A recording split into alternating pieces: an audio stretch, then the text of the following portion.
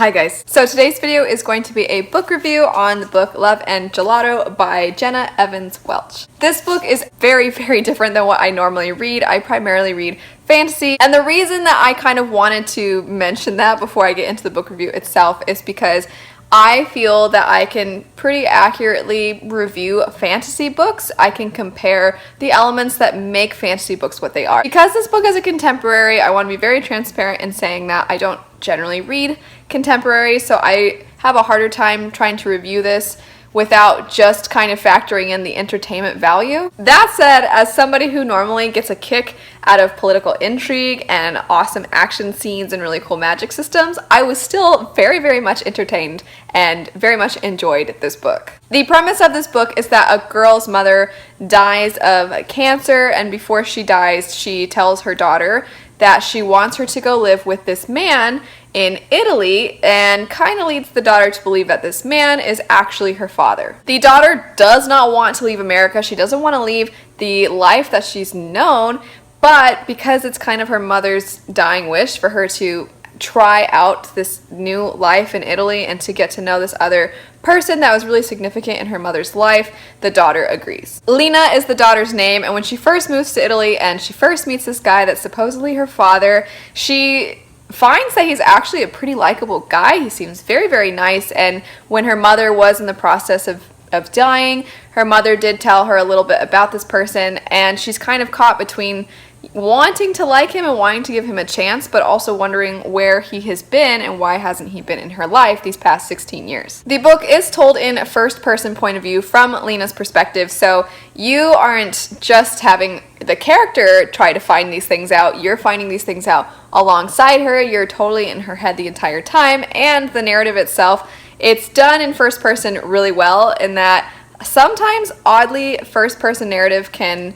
sort of get stunted and it can just be very mechanical. I did this, I felt this. But I thought the author did a really great job of showing you Lena's character through her thoughts. It also did a pretty good job of showing you her humor. I thought there were often a good amount of times where it kind of made me smile or made me chuckle a little bit because Lena, she's only 16, but I just felt very connected to some of her thoughts, and I felt that her sarcasm was very relatable. Tying kind of back into the premise of the book though, Lena is trying to figure out what happened between this man and her mother that caused them to drift apart. And at some point, her mother had this journal from when she was young and when she first met this man, and Lena gets a hold of it and starts to gradually read the journal and kind of find out what happened between her mother and her supposed father. While she's discovering what happened between them, she's also kind of navigating what it's like to have a summer in Italy. She's trying to figure out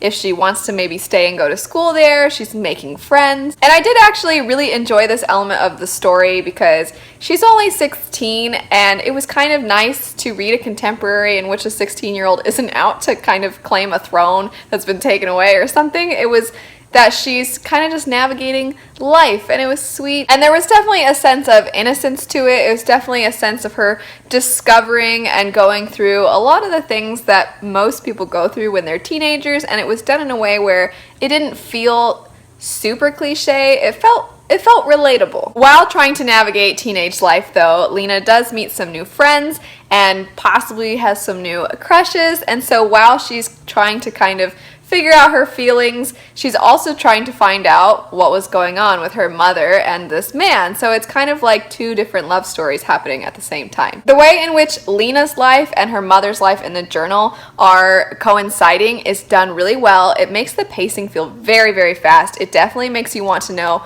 one, what's going on modern day with Lena, how are things going to get resolved, or how are things going to go about in her life, but then at the same time you're kind of wanting to know what happened with her mom. Also, I absolutely loved how the author incorporated the Italian setting into the book. Because Lena is originally from America, she is discovering Italy for the first time, and it definitely feels like you as the reader are discovering it alongside her. I do though also want to kind of get into a little bit of, it's not spoiler whatsoever, but just kind of the pacing, the tone of the book towards the end. For anybody who's ever watched a romantic comedy or a chick flick or anything like that, I think that most of the times in those types of movies, you'll get to a point where it starts to get a little cheesy. And I definitely think this book had a little bit of cheese. It had a little bit of cheesiness towards the end, but I don't know that it bothered me. I thought it was kind of cute. And generally, you know, when you go into certain genres, you kind of expect certain things. So for me, the little bits of cheesiness at the end,